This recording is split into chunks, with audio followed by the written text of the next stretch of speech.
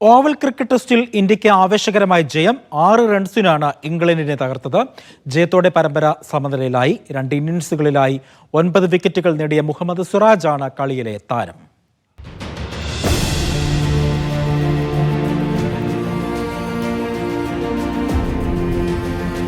Indian pace bowling മൂർച്ചയ്ക്ക് മുന്നിൽ ഓവലിൽ England വീണു. 5-ാം ദിനം ഒറ്റയ്ക്ക് പോരാടിയ ഗസ് അറ്റ്കിൻസന്റെ വിക്കറ്റ് തെറിപ്പിച്ച് മുഹമ്മദ് സിറാജ് ഇന്ത്യക്ക് ജയം സമ്മാനിച്ചു. 374 റൺസ് വിജയലക്ഷ്യം പിന്തുടർന്ന ഇംഗ്ലണ്ട് 367 പുറത്തായി. ജാമി Smith, Jamie Overton, Josh tongue എന്നിവരാണ് 5-ാം ദിനം പുറത്തായ മറ്റ് ബാറ്റർമാർ. കൈക്ക് ഗുരുതരമായി പരിക്കേറ്റിട്ടും ബാറ്റെടുത്ത് ക്രീസിലെത്തിയ ക്രിസ് വോക്സ് പരാജയത്തിനിടയിലും ഇംഗ്ലണ്ടിന്റെ പോരാട്ടമുഖമായി.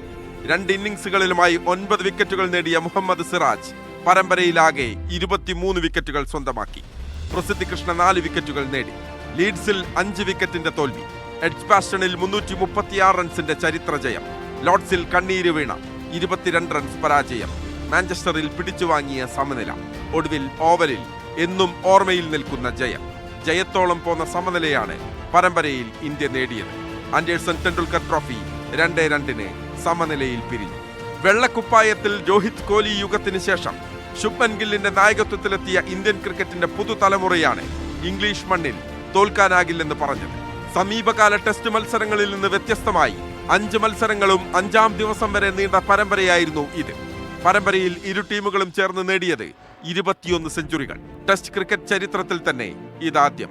754 റൺസ് നേടിയ ശുഭ്മൻ ഗില്ലും 481 റൺസ് അടിച്ച ഹാരി ബ്രൂക്കും പരമ്പരയിലെ താരങ്ങളായി. Sports desk, media 1.